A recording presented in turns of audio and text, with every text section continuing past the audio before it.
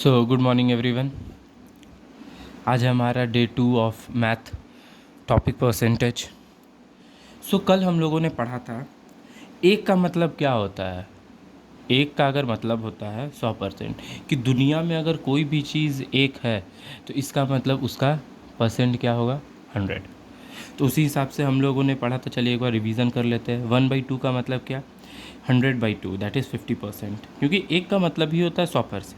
1/4 का मतलब क्या, 25%। 1/3 का मतलब क्या, 100 को 3 से डिवाइड कर दीजिए, दैट इज़ 33.33%।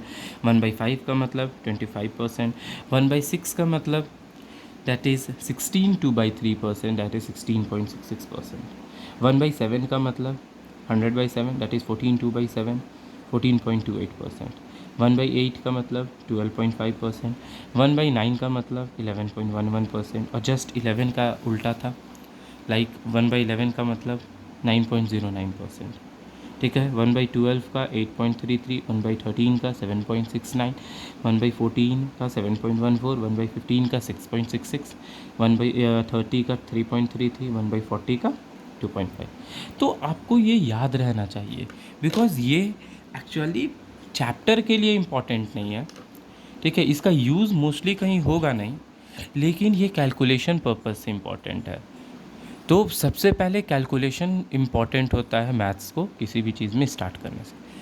मान लीजिए कोई रीजनिंग, ये आपका मैथ्स जब आप बना रहे हो तो उस समय होगा क्या कि वहाँ पर ये नहीं देखा जाएगा कि कौन कितना क्वेश्चन बना रहा है। वहाँ पर ये इम्पॉर्टेंट होता है कि कम टाइम में कौन सॉल्व कर पा रहा है।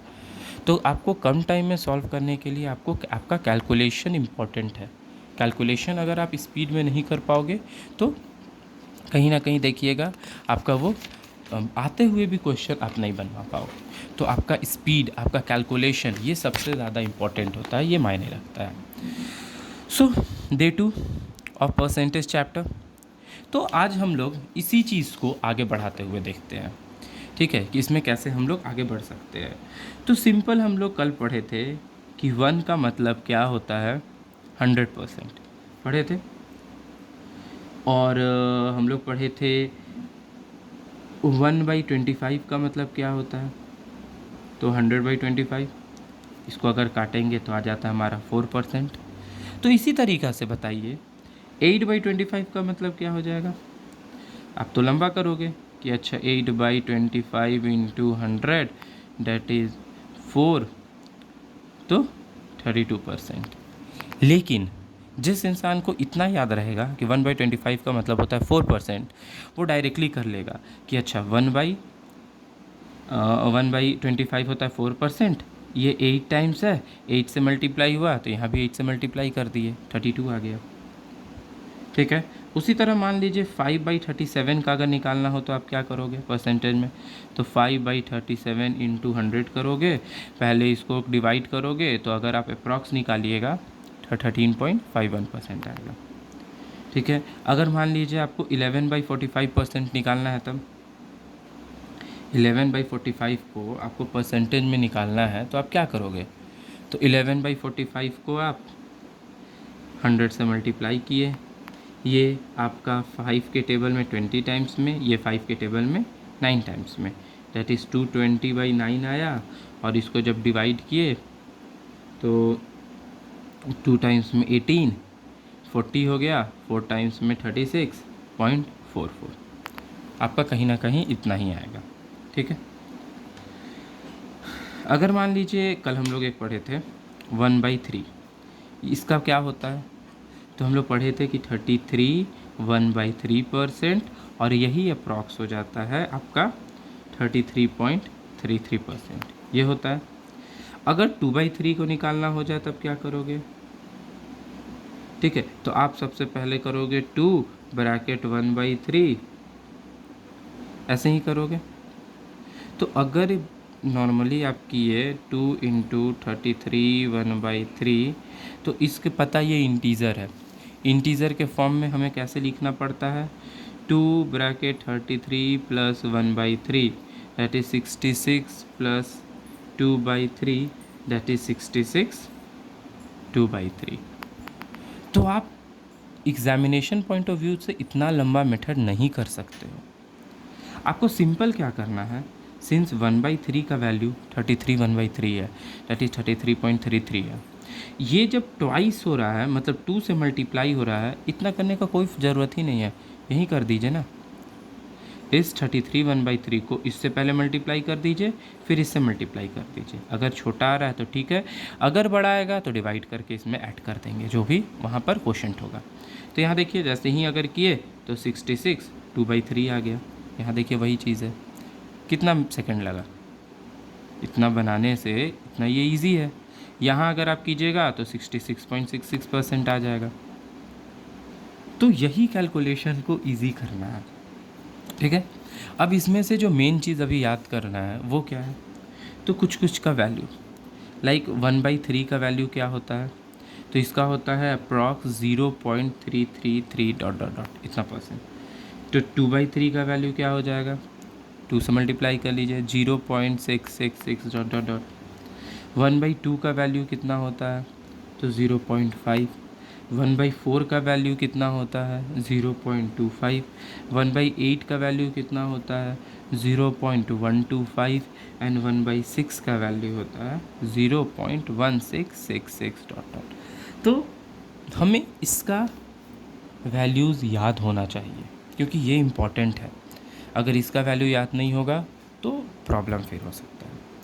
तो उसी तरह से हम लोग करेंगे क्या, मान लीजिए हमें 1/4 का वैल्यू दिया हुआ है 25%, हमें 3/4 का वैल्यू निकालना है, तब हम लोग क्या करेंगे, 1/4 का वैल्यू था 25%, 3/4, तो उतना लंबा नहीं करेंगे 3/4 इंटू 100, नहीं, डायरेक्टली ये कितना है 3 टाइम्स है, 25 3 जा 75%, डायरेक्ट, एक्स्ट्रा कुछ भी नहीं इसमें करना है, कुछ भी नहीं।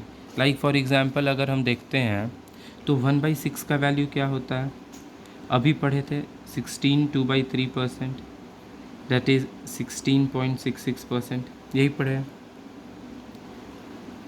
ठीक है। तो अगर क्वेश्चन आता है कि 5/6 का वैल्यू क्या होगा, तो ये 5 टाइम्स है, इसको भी 5 से मल्टीप्लाई कीजिए। तो यहाँ अगर करेंगे तो 16 5 जा होता है 80, और यहाँ 2 है तो 5 2 जा हो जाएगा 10/3, यहाँ पर प्लस होता है, ये बड़ा आ रहा है। तो अब करेंगे क्या, इसको इससे डिवाइड कीजिए, तो 380 प्लस ये 3 टाइम्स में 9 और इधर 1/3, तो ये हो जाएगा 83 1/3 डायरेक्टली। इसमें कुछ एक्स्ट्रा दिमाग ही नहीं लगाना है, इतना बड़ा करने का कोई ज़रूरत ही नहीं है कि पहले हम यहाँ 5 लिखेंगे, यहाँ लिखेंगे 16 प्लस 2/3, अच्छा 5 2 जा 80 प्लस ये 10/3, नहीं, डायरेक्टली सिंपल यहीं पर कीजिए और यहीं पर इसको निकाल दीजिए, इतना लॉन्ग प्रोसेस करने का ज़रूरत ही नहीं है। ओके, ये समझ में आया। अगर माइनस करना हो तब क्या करेंगे, सपोज़ अगर क्वेश्चन है 92 माइनस 1/5, तब हम लोग कैसे निकालेंगे, तब तो लंबा जाएगा। तो हम लोग करेंगे क्या ना, 91 प्लस 1 माइनस 1/5, अब तो हम निकाल सकते हैं कि इसका वैल्यू जो होता है सिंपल 5 माइनस 1, तो ये हो जाएगा 91, यहाँ हो जाएगा plus 4/5, that is 91 4/5, direct answer. क्योंकि उतना लंबा करने का हमारे पास टाइम नहीं है। अब खुद देखिए क्वेश्चन, मान लीजिए 73 माइनस 2/9 है, तब इसको कैसे कीजिएगा 73 माइनस 2/9 को, तो इसके लिए भी सेम प्रोसेस 72 प्लस 1 माइनस 2/9, इसको हम सॉल्व कर सकते हैं। यहाँ पर 72 लिख देंगे, 9 माइनस 2 7 n/9, यही आपका आंसर हो जाएगा। तो जितना शॉर्टकट में आप यूज़ कर सकते हो उतना आपको ये करना है, ठीक है। ये तो चलिए था कि हाँ चलिए छोटा हो रहा है ये कर दे रहे हैं। अगर बड़ा हुआ तब, अगर ये तो नॉर्मल था फ्रैक्शन में था, अगर क्वेश्चन रहा कि बताइए 92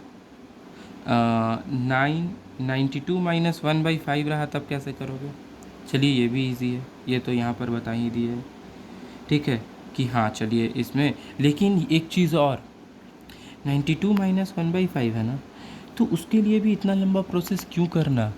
इसके लिए भी एक शॉर्टकट मेथड है, देखिए कैसे। 92 है, एक कम कर दीजिए, 91 हो गया, ठीक है। अब जब ये 91 हो गया, इसको इससे माइनस कर दीजिए, 5 माइनस 1, ऊपर में 4 हो जाएगा और नीचे में 5 ही रह जाएगा। देखिए सेम आंसर आया। तो यही ट्रिक हमें समझना है कि हाँ, कहाँ पे हम टाइम को बचा सकते हैं। अगर 92 माइनस 1/5 था, हम ये मेथड भी अप्लाई कर सकते थे, लेकिन ये मेथड नहीं अप्लाई करने के जगह पर हम क्या किए, सिंपल एक कम कर दीजिए और इससे ऊपर से माइनस कर दिए। तो फिर आप बोलोगे कि सर अच्छा चलिए इसका बताइए। फिर मान लीजिए अगर एक क्वेश्चन है कि 80 माइनस 13 4/7, अब कैसे करेंगे? तो नॉर्मली हम लोग अगर सॉल्व करते हैं तो कैसे करते हैं, 80 minus 13 plus 4/7, that is 80 minus 13 minus 4/7, इन दोनों को माइनस किए तो 67 आया, माइनस 4/7 किए, फिर वही वाला प्रोसेस, एक कम लेना है क्योंकि माइनस में तो एक कम लेना है ना, तो यहाँ हो जाएगा 66, इसको इससे माइनस कर दिए तो 3 आ गया और नीचे 7 आया, इसको इससे माइनस कर रहे हैं, इतना है। लेकिन इतना क्यों करना, जब हमें पता है कि ये जो 13 है ये 14 से कम है, 13 से बड़ा है और लेकिन 14 से छोटा है, तो हम क्या करेंगे, 80 को डायरेक्टली 14 से माइनस कर देंगे। 18 को 14 से जब माइनस किए तो मेरा आ गया 66, और सेम प्रोसेस ऊपर वाले से इसको माइनस कर दीजिए, 3/7। ये इतना प्रोसेस करना ही नहीं है, इसका कोई ज़रूरत ही नहीं है। सिंपल क्या करना है कि अच्छा 80 है, ये माइनस करना है, ये बड़ा है 13 से, 14 से छोटा है, तो हम 14 से माइनस करके इसको ऐसे सॉल्व कर देंगे,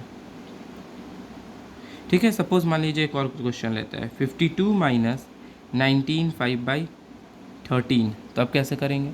तो हमें पता है ये 19 से बड़ा है, it's greater than 19 but smaller than 20, तो हम 52 को 20 से माइनस कर देंगे, कितना आ गया, 32। अब इसको इससे माइनस कीजिए, नीचे तो हमेशा 13 ही रहेगा, डिनोमिनेटर जो रहता वही रहेगा, और 13 में से 5 माइनस कीजिए, कितना आएगा, 8। कितना टाइम लगा, डायरेक्टली हो गया।